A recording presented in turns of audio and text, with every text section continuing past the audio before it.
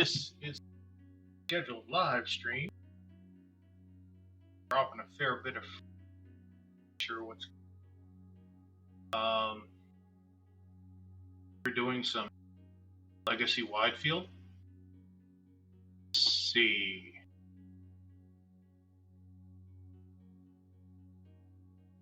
Yeah, we're doing some legacy wide field. What you see here is actually my backyard. This is what my skies look like. So let's go ahead and turn off the hold screen. And this is what we got.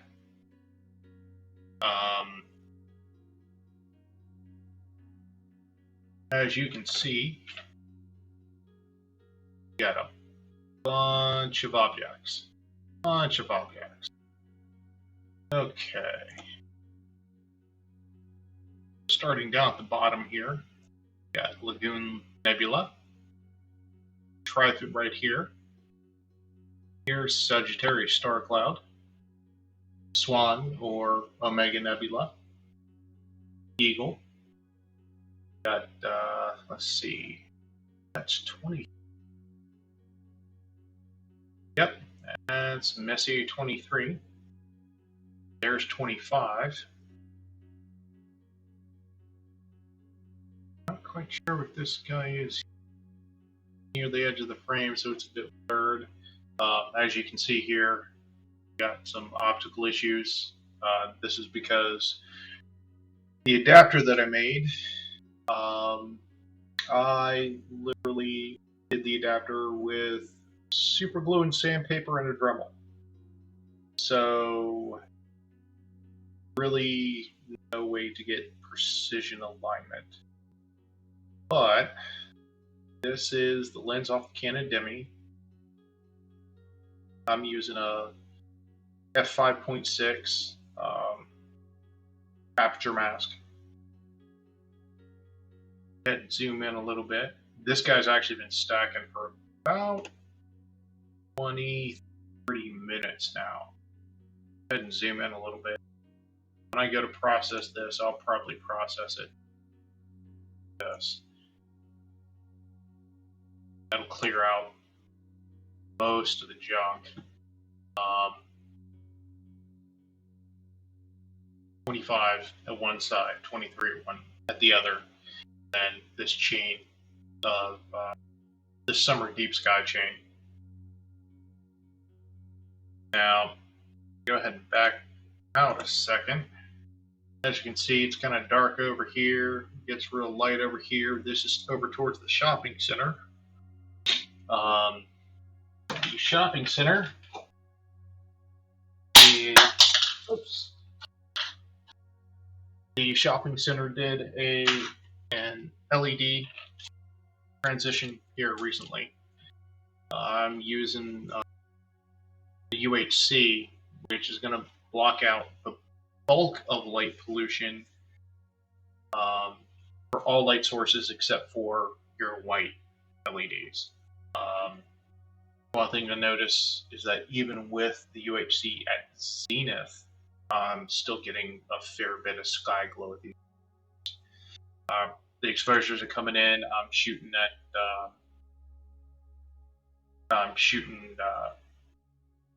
5440 by 36 by 48. So this is the full 20 megapixel resolution.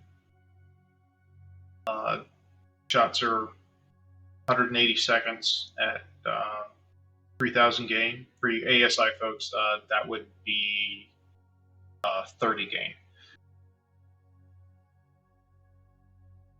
Flats, darks, the works. Yeah, the peak's actually pretty, sky glow peak's actually pretty large on my histogram. So, let's go ahead and zoom in a little bit. Get it back to crop. Will probably end up. And by the way, that's the corner of my house. This is fairly low in the sky for me, so this is kind of a little bit hard to pull off. end up happening is I will end up getting trees starting to pop up here. So when I go to crop, I will crop it like so. The edge maybe a little bit tighter to crop out this optical misalignment here. It's also over here, but not bad. But crop into the halfway decent region. And this should allow me to stack this for a little while. Pardon me, I need to blow my nose.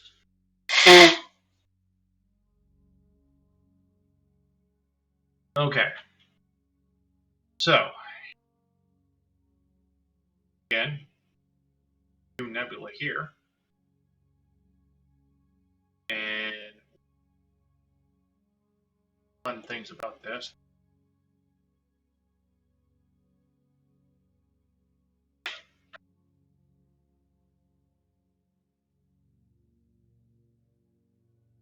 Now, talk a little bit about targets we see here.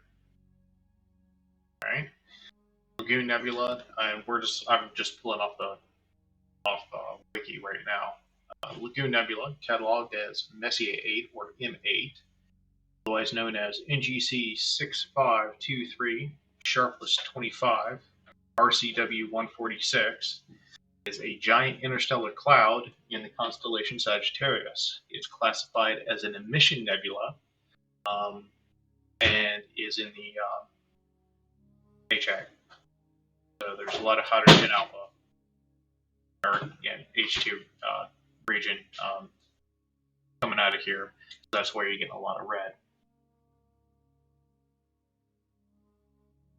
Hey, Lagoon Nebula is estimated to be between 4,000 and 6,000 light years from Earth. Kind of far away, still reasonably decent size in our sky. In the sky, it spans 90 by 40. Darkness translates to a dimension of 110 by 50 light years. Like many nebulas, it appears pink in time exposure color photos, but is gray to the eye peering through binoculars or a telescope.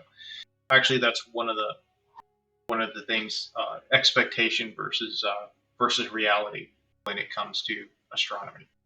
You'll see, photos that look a lot better than this, but you'll see, complex structure and multiple color gradients and different colors and such, and then you go out, you buy a telescope, and you point at the same thing, and all you see is this kind of sort of nondescript gray fuzzy for most folks.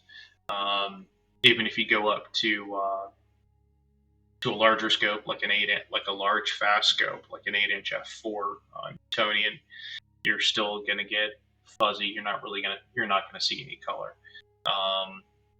You have to end up going pretty big to see color.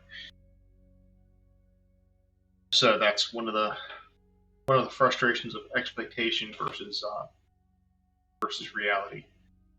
That's random tidbit. Sorry about that.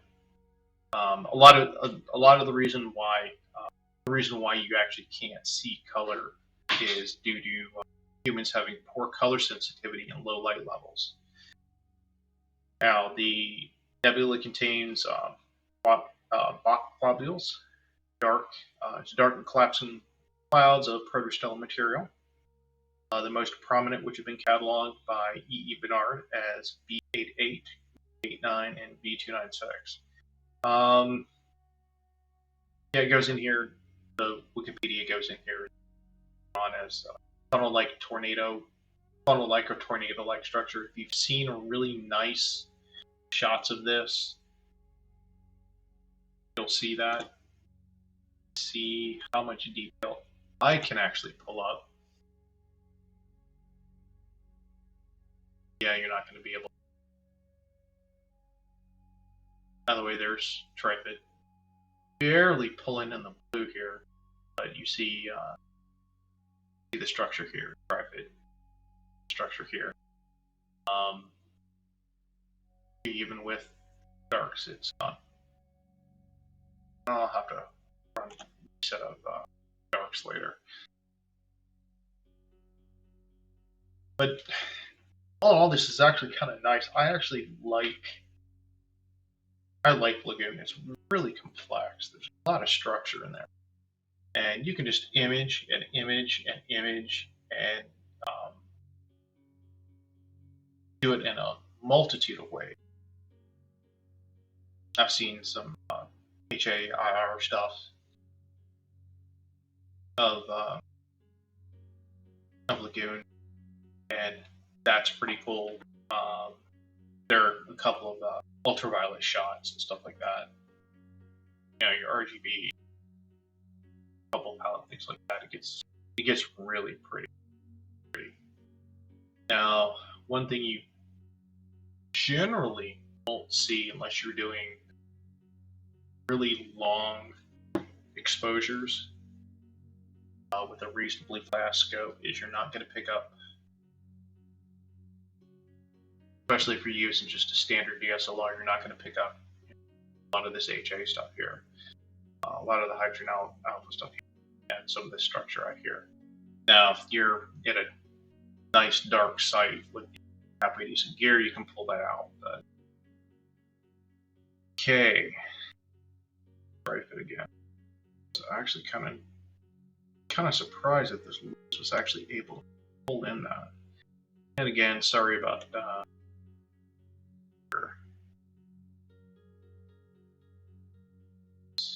silly me. Okay, so that should be.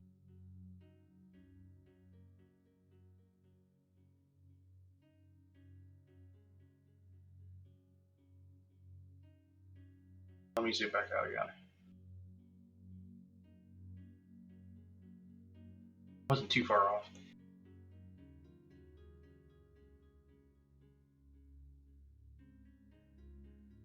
$150. Let's see. Running sharp. That's great.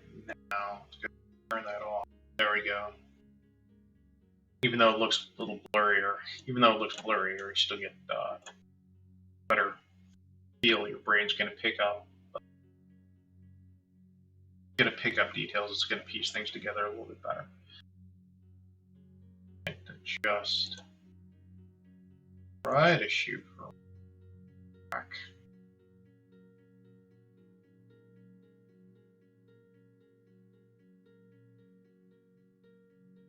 It's a little. I don't think I'm going to be able to do it. Now, I'm using a standard star color balance for this. I will pump up the red, see some of the structure come out. All this structure in through here. This is deep into your hydrogen alpha range. Actually, if out, all this through here. Now, generally what I do is, because I'm shooting one-shot color and really can't afford filters, what I will do is I will do this.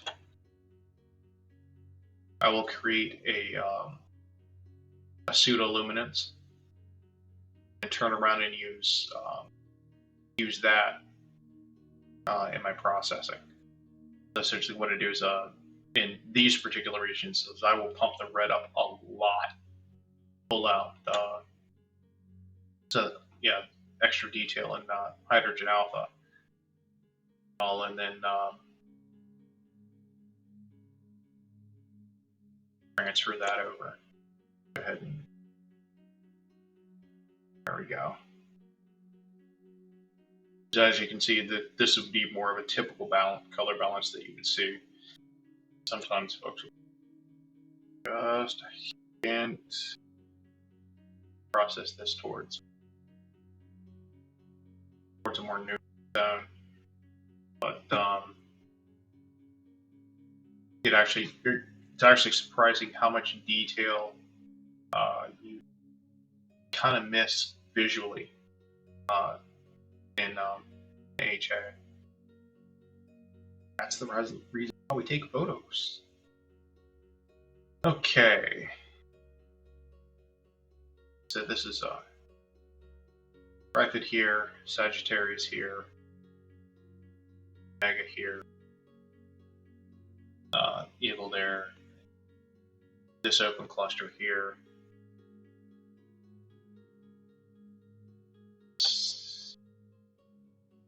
Up.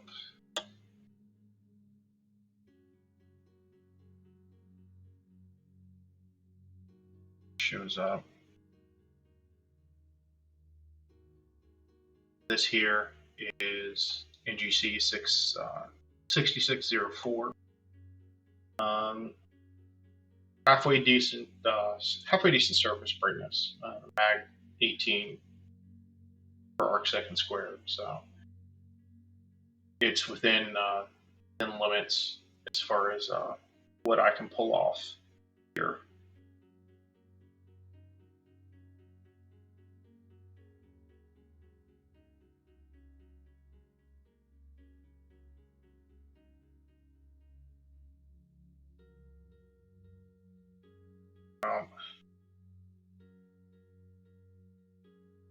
It is kind of hard to see it. Down over here is a hydrogen region.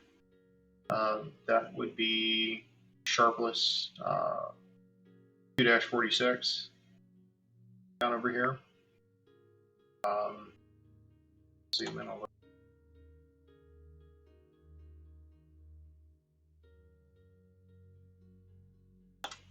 Sharpless region. Let me zoom back out and let's see if I'm starting to pick up that tree. No, not yet. A little bit more out of this. We're about 42 minutes in. As far as processing, this is going to be a nightmare for me because all I have is standard stacking, deep sky stacker, GIMP. So a lot of the gradient removal, all that stuff, I have to do all by hand.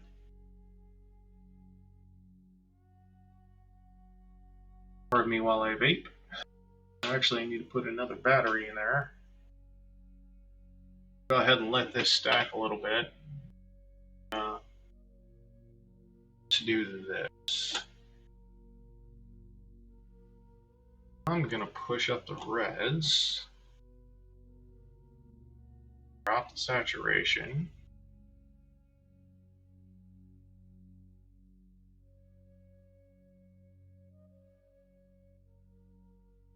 It's a little too much. Got some coming in on green too, so there we go.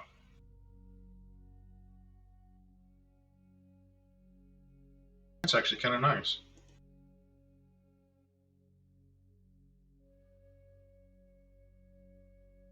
Depending on how things go, I might actually just process to a black and white process like this.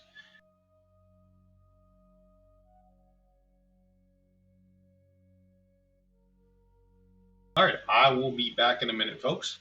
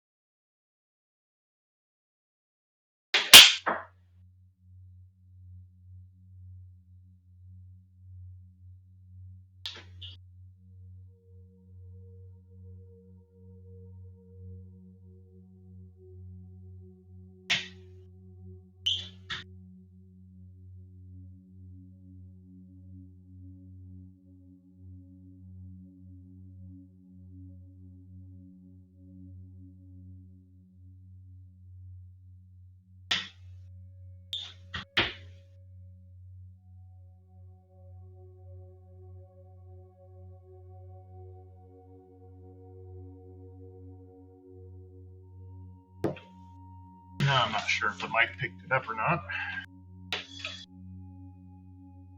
If it did, you guys heard me walking around messing with stuff.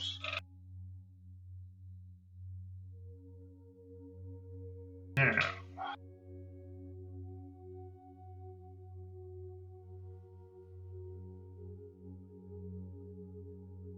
I actually kind of like this in black and white. Except for the optical alignment issues. I kind of like that. But I'll go ahead and put it back to color for folks.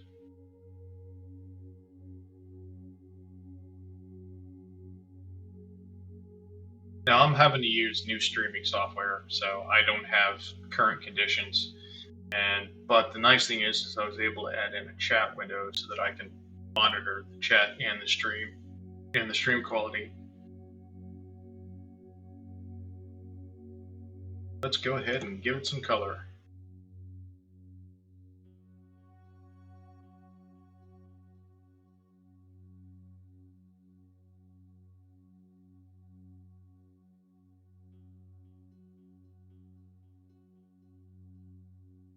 Darken this up a little bit.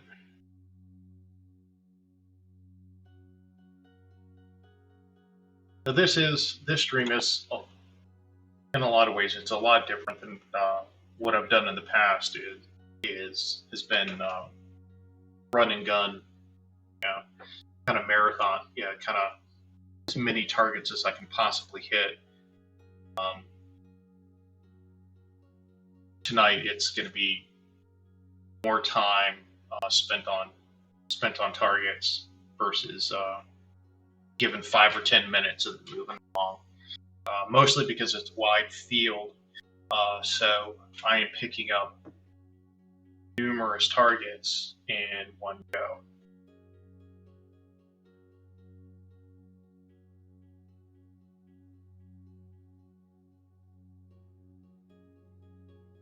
Let's zoom in and see how Omega is doing. Swan Nebula. It's actually coming in kind of nice.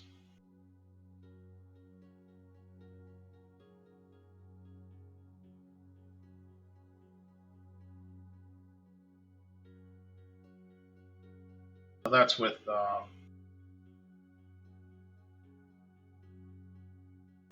standard color processing, and what I'll end up doing is having to balance everything. See here, float around the stars. Not too much I can do with that. In the grand scheme of things, lens off the Demi, the Canon Demi is not the greatest lens in the world. And again, it's also a nice little 31.7. So I was playing around the other night with running it wide open, and optical alignment take into account, just running it wide open and seeing how fast, how quickly I could acquire targets like this. And I was able to do really short, fast exposures, like 2-second exposures, and was able to pull in stuff like this. Granted, a lot of aberration on the edge because of the various issues.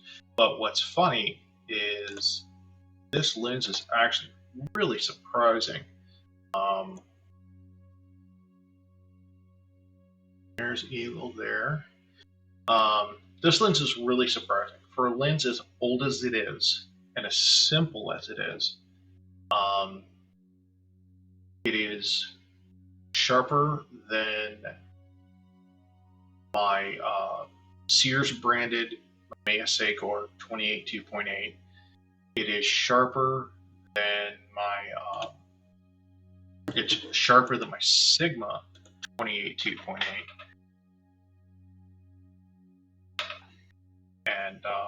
And the Sigma that I have is a Sigma Wide Max. for that time period. For that time period, the wide max is actually pretty damn good. The Sigma's sharper than this Canon Demi lens. Not by a lot, but it is sharper than the Canon Demi lens. But its aberrations are horrible.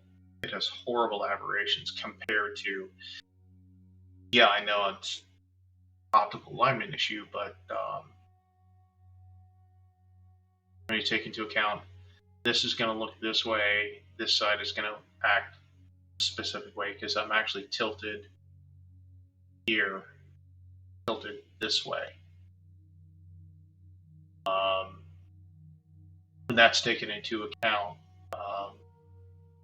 this lens overall is a better lens than my Sigma Wide Max. Eventually, at some point, if I can afford it, I'll pick up another old screw mount lens or something, or maybe try to figure out how to mount this guy better. Till then, it's kind of what I'm stuck with. But what you got?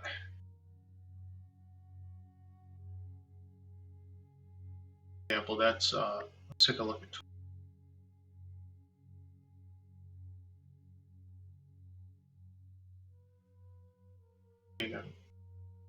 Here, kind of individual stars in here. Actually,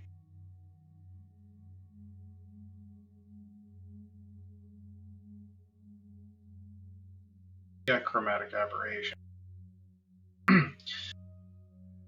Really gonna do so well, but being able to pick up individual stars here. Let's see that real quick.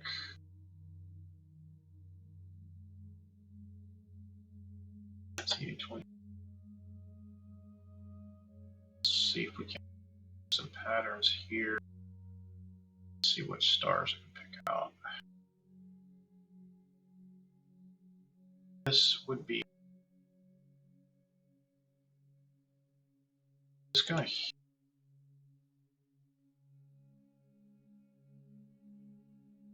That star, mag 6. Now we have a Baron who's coming across the top here. Guys here.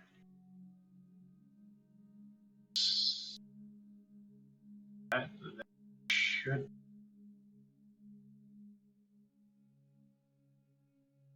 About mag 10. This is actually a brighter group of stars here. Come down a little bit. A lot of mag 9s, mag 10s. These dimmer stars here probably going to be around 12 or 13. It's really about the best I can do with the sky glow. With the sky glow with this lens. But Cu-23.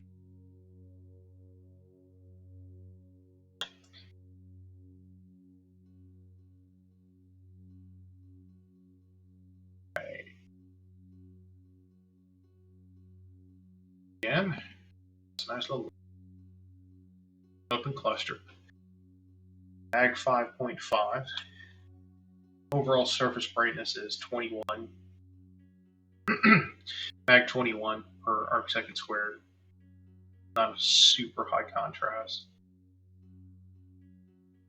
And distance is 2,149 light years. It's just a general concentration of stars, small brightness range of cluster members. Cluster is moderately rich with about 50 to 100 stars. Now, out a bit.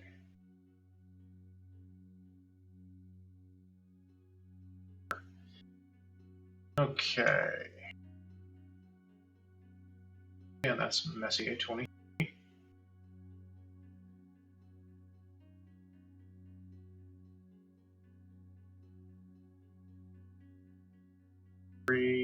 Should right around here should be C65 6507, but it's not coming in real nice, so we do in on that.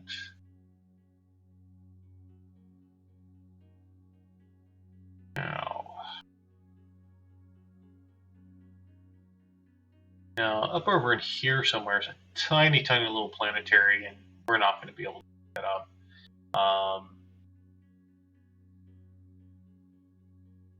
All of this out. There is doesn't look like it. There's a globular down over here.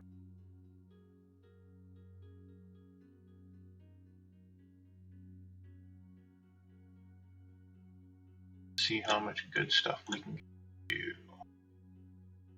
Alright, so I'm looking at a lot of popular targets.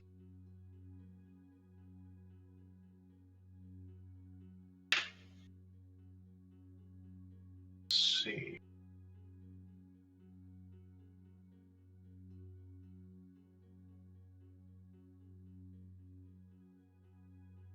It's really weird. Down.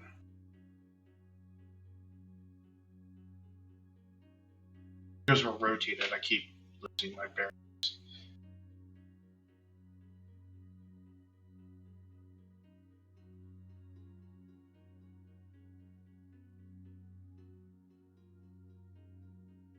That's too dim. It's not good.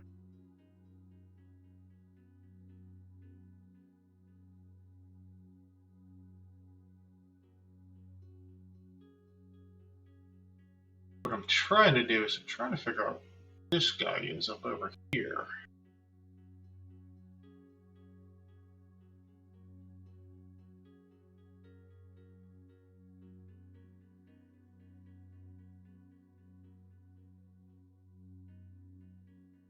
Looks like it might be a globular, but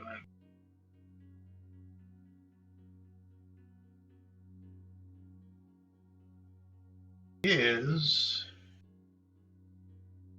Let's see, I keep losing my bearings because I have this rotated.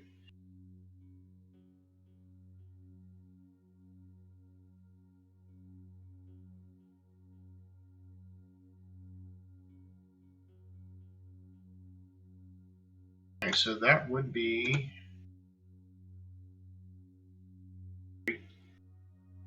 Great Sagittarius Star Cluster. I'll have to plate solve this when I'm done. What I'm seeing here is that's where it should be. You got your tiny little grouping of stars here, like 24 Sagittarius. This guy right here. That should be it.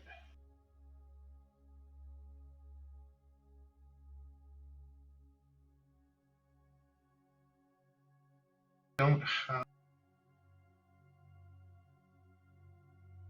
BB6.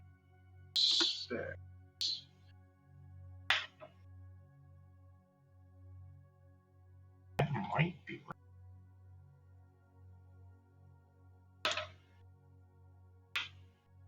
Six. I did have a chart before.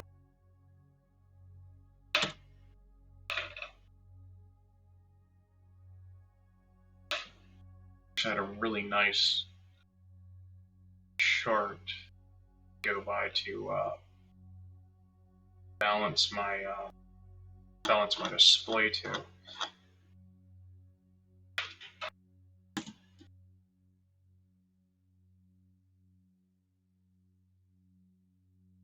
So I could actually even had it even had like hex codes in it and stuff like that. Star color. Let's go ahead and that's Sagittarius star cluster. Because I mean, it's in the right position. So let's see where we are stack time. This should be the tree starting to come in here. This is the tree coming in.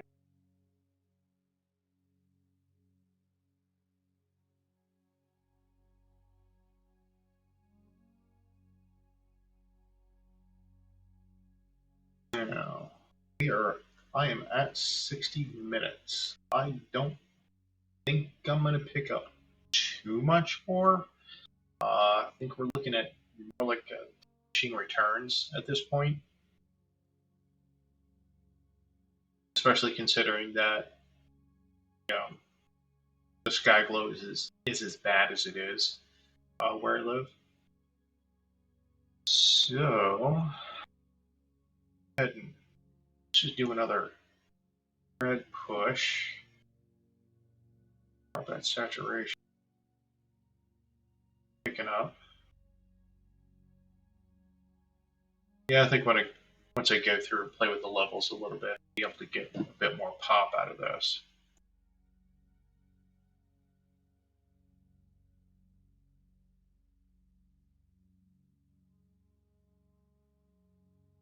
All right. Now, no. Okay. Well, anyway, yeah, I generally refer to this as the summer DSO chain. Late summer season for here. And that's mostly because, yeah, a lot of your popular sky once you get outside of Andromeda and a couple of the big galaxies and like Orion, this is your next chain of deep sky objects that a lot of folks tend to image.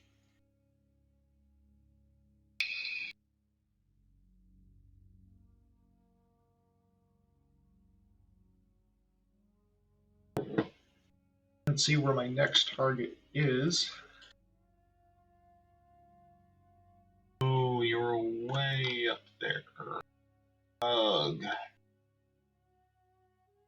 Might be able to share you past Meridian. No. Can push it a little bit. See what we got over in the west side.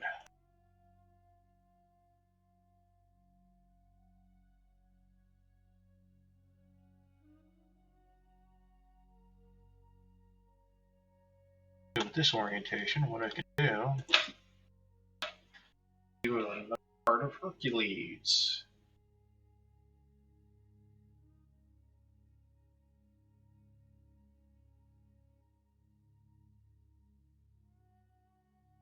Right.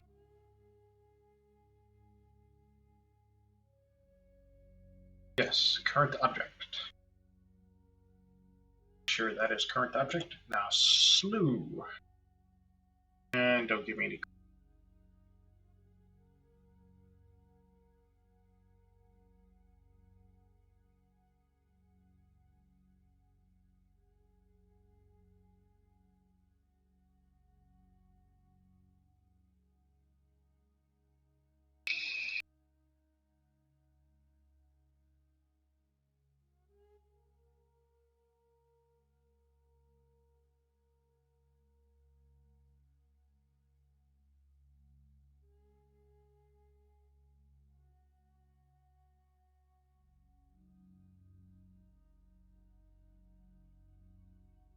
There's a tree. See, it's definitely there. Alright. Should be centered. Part.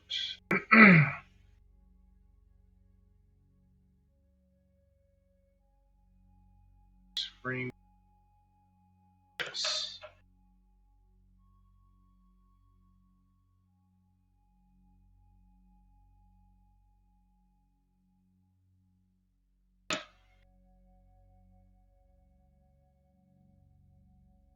Now, because I'm using an aperture mask and not using the aperture on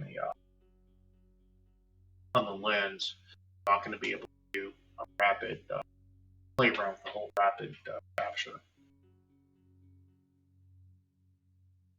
But yeah, if I don't filter and mess around and stuff like that, that's what you see here is the general overall glow. My entire sky is like.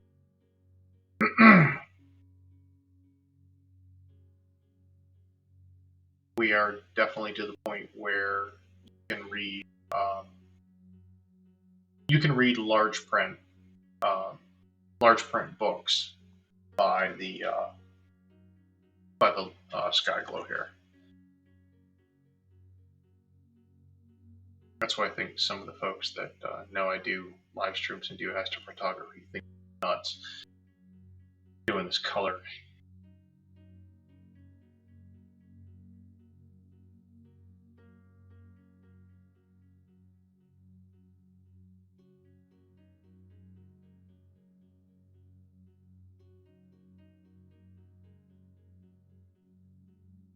Now the mic should be picking up okay. Hopefully, I set the sensitivity like a moderate level, so we'll see.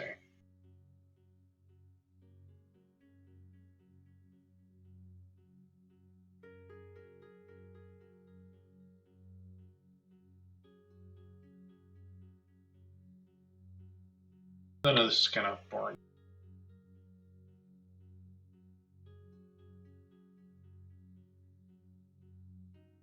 Now,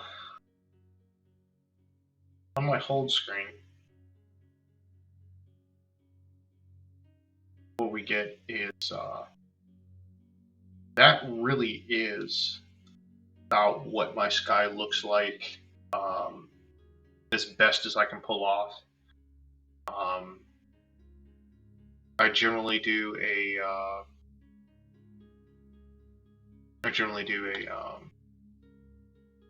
quarterly sky survey, but was not able to do it at this point.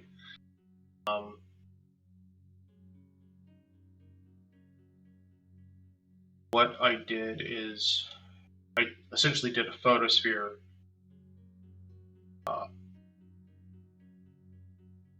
for my landscape for Stellarium, and what I did is I adjusted it before I went and did the transparency and stuff like that. I adjusted it so that what I saw in the image, zoom in a bit. There we go. There's our first shot. But let's go ahead and switch back.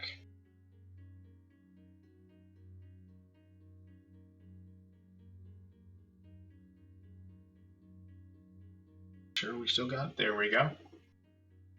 But what I did is I adjusted it so that the stars that I can see by walking outside were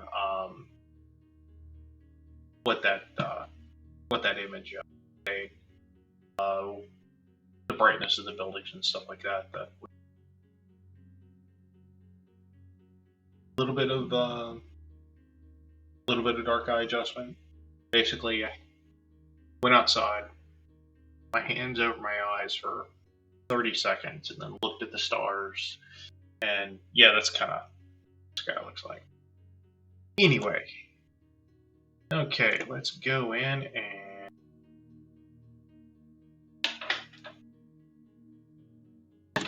I'll just call you. All right, that's stack. We'll wait for that. Once the new image is about to come in. So, but all in all, for Portal 8, Portal 9, this isn't too bad. This isn't too bad for a one-shot color and a UHC filter.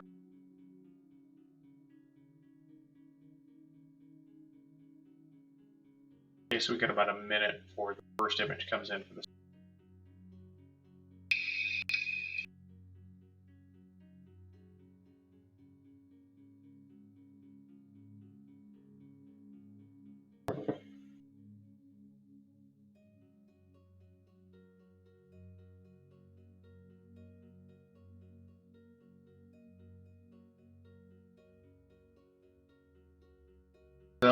There's a reason why, even though I don't get a lot of views or anything, there's a reason why I do these streams.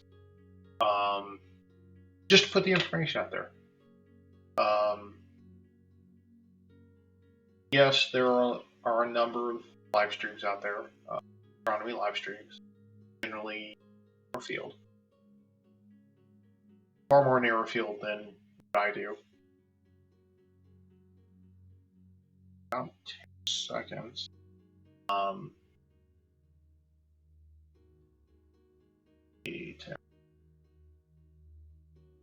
we're going to get a little bit of black here for a second. Come on.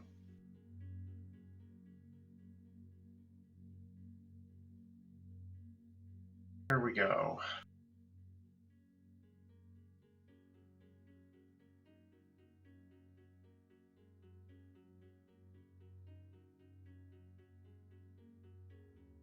Adjust it a bit.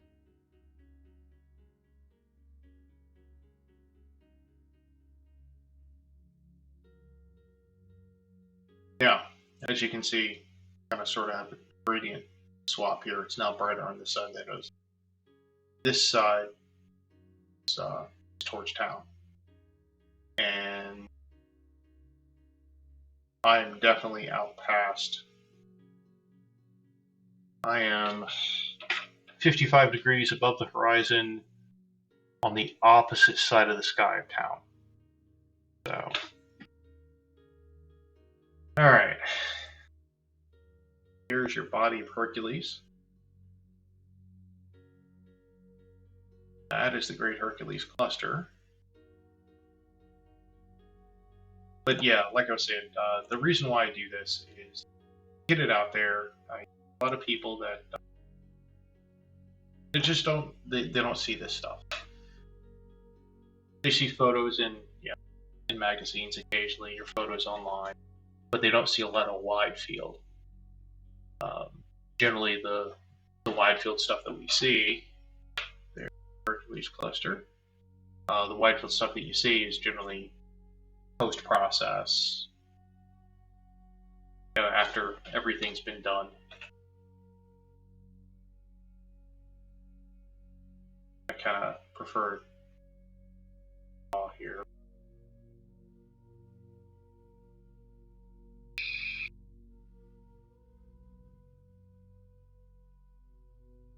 So there's that aspect of it. The other aspect of it is the number of different hobbies in my life, and the number of different jobs that I've had that were basically my hobby is my job.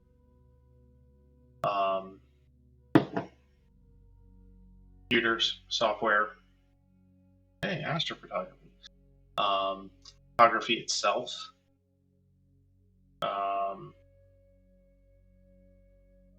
When I actually had access to proper gear to do camera repair, modification, things like that. And then astronomy. So in a way, this also is a hobby which kind of unifies all my other hobbies prior to this. Another one comes. Go.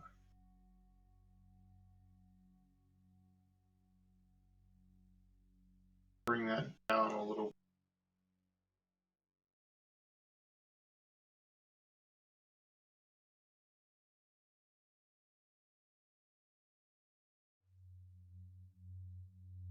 Definitely not here.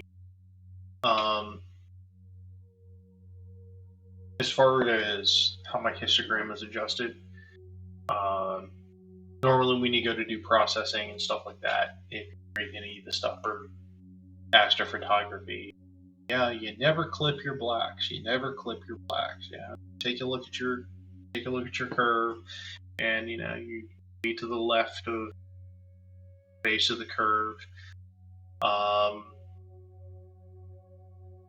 The LP here is bad enough to the point where I am to the right of the peak of the curve, and My sky is still really light.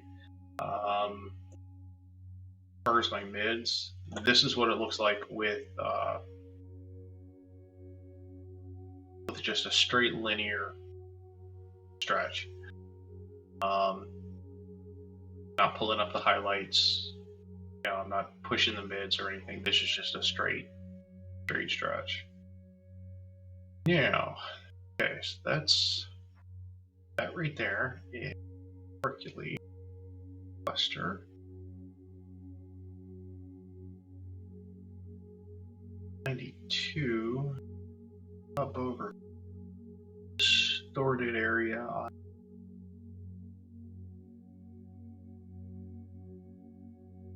Look at it.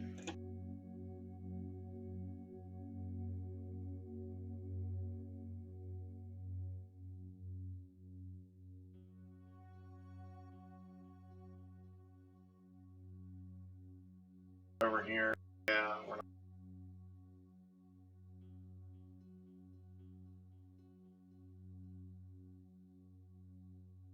Okay.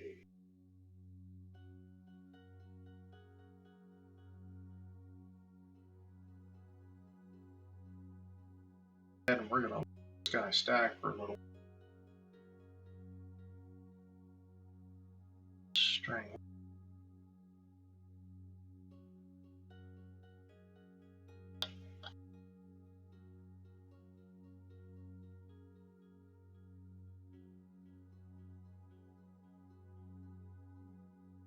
Deep sky. Let's see. Seriously doubt we're going to pick up any galaxies.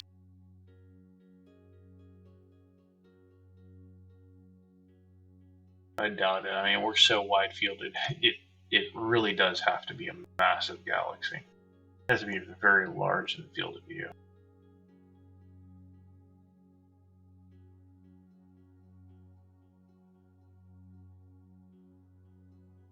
Not to what my crop area would be.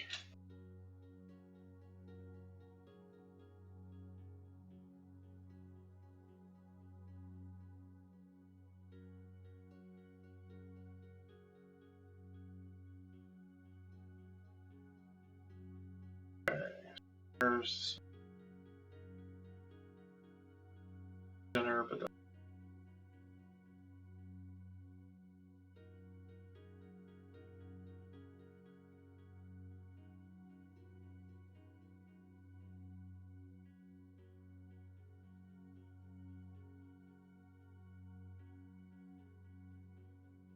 I stack just a little bit. Essentially, what I'm waiting for is I'm waiting for a better.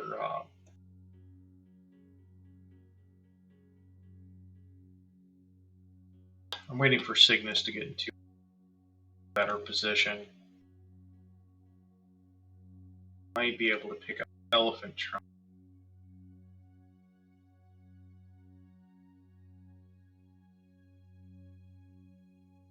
Try to shoot for that.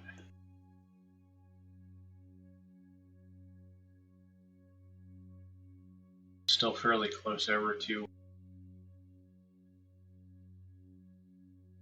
the towards the city. It's definitely towards this the right up.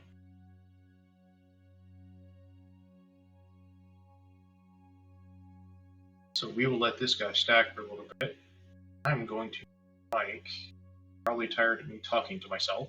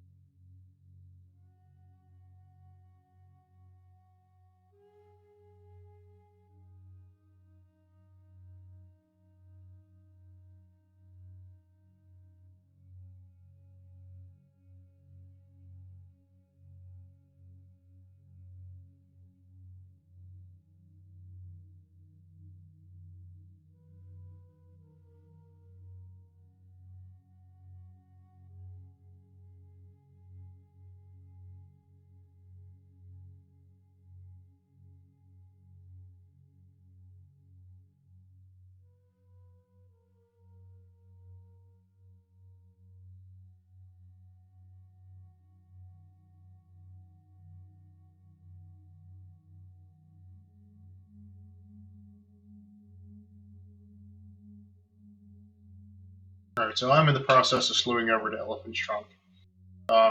Get that kind of centered in the frame. There. There are a couple of things that I should be able to pick up. Actually, just that. Once the scope gets over in that direction, I'll readjust position because I'm able to pick up a few things over in that region of the sky.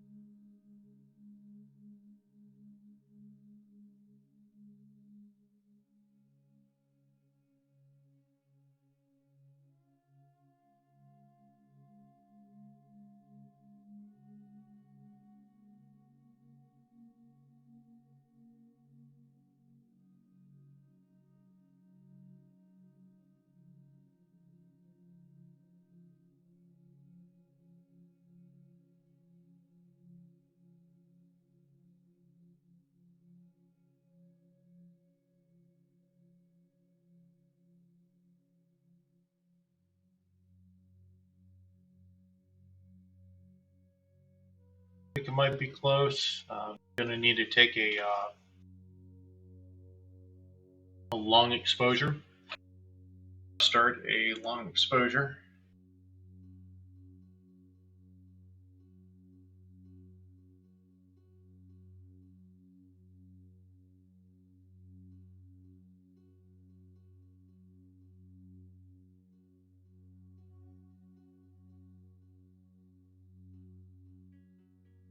So it'll be a couple minutes before the first one comes in.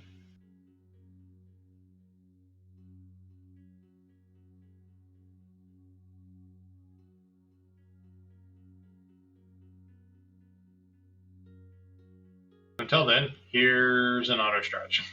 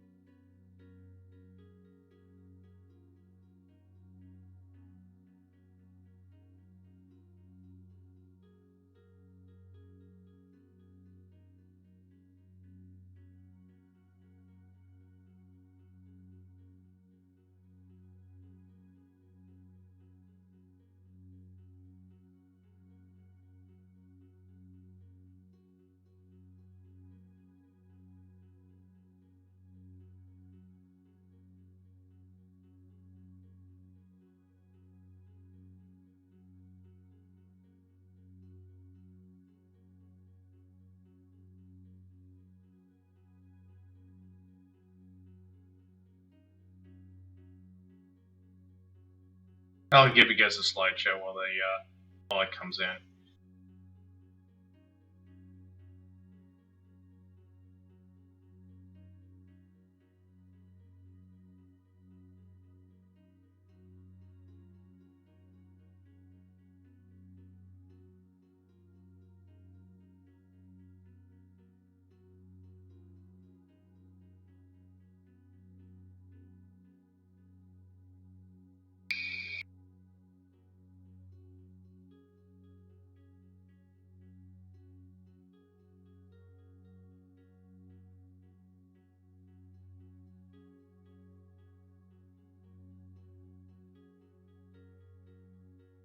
Alright, there's the first shot.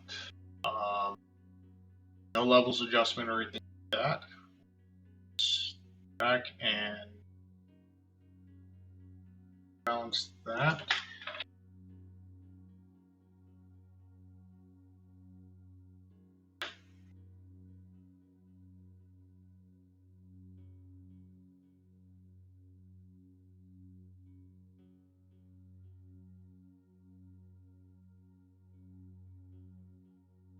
While it's waiting for the next frame to come in for start the stack.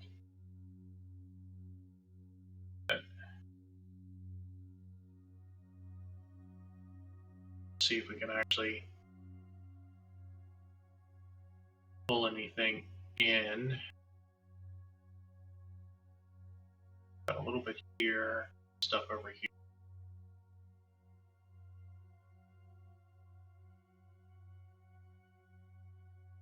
Now, the way I have the framing done,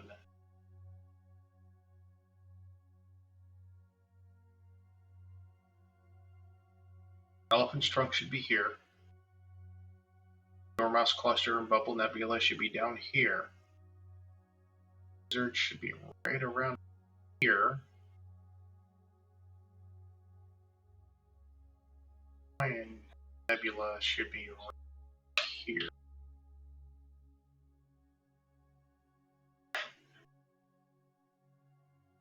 Might be able to pick up the just general cloud structure as to where the Cocoon Nebula is. We'll wait for the next. We'll wait for the stack to come in.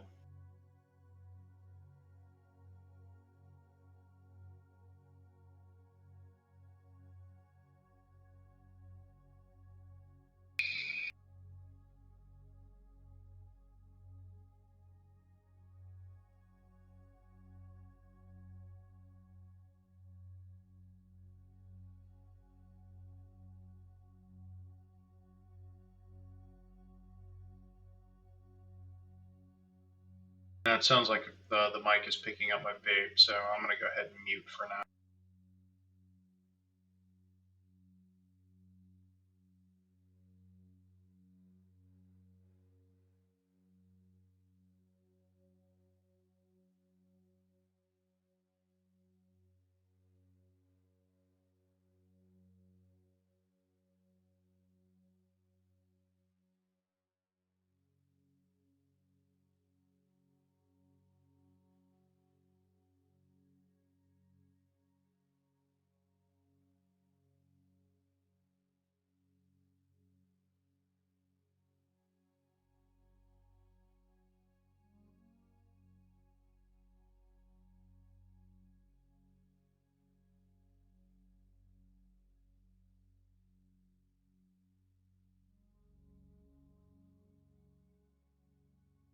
Now, as far as the stack goes, this is going to take a little bit longer.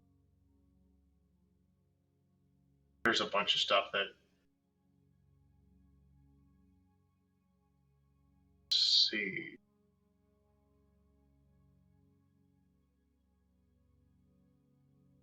Should be up in here. Said. Yeah, it's going to take a little while for this to come. We'll go ahead and let this stack for a little bit. I'm going to mic and let it run.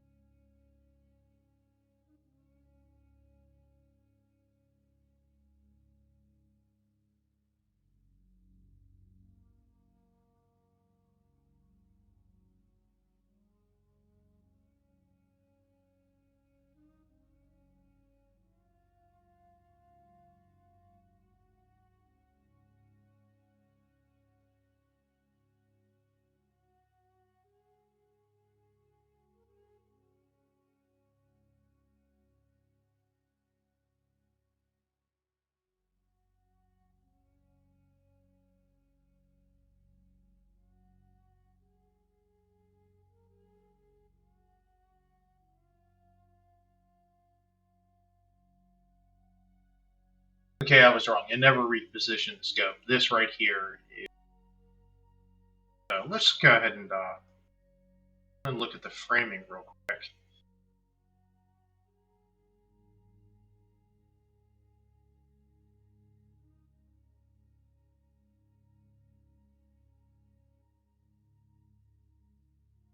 Looks like the mic cut off. Again, this is elephant trunk right here. I did want to pick up Wizard plan, but I don't think I will. Mine should be down over here.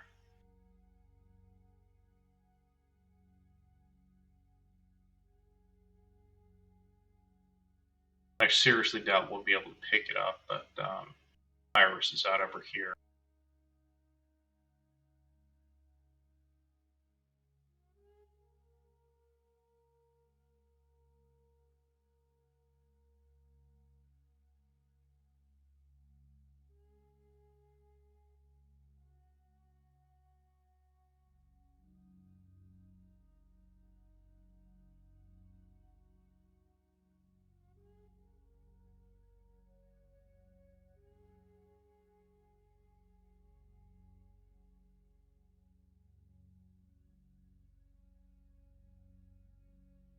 I'll zoom back out.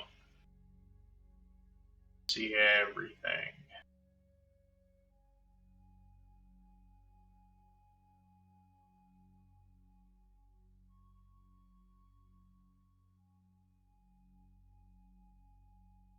All right, again, I'm going to go ahead and mute the mic and let this come in.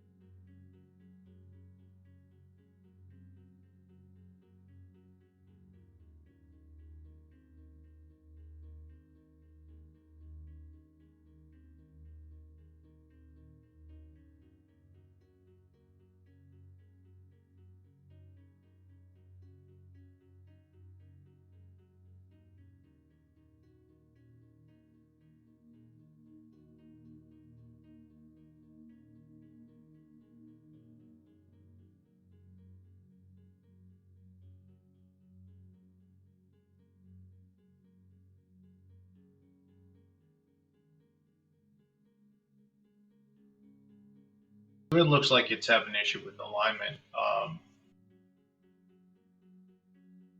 Not quite sure what's going on here. I'll have to work on it. So what I'm going to do, I'm going to call it a night. Hope somebody enjoyed the live stream. Was able to learn a few things and get a better idea as to what's up in that what's up in our sky behind all that light pollution. So until next time, have a good one.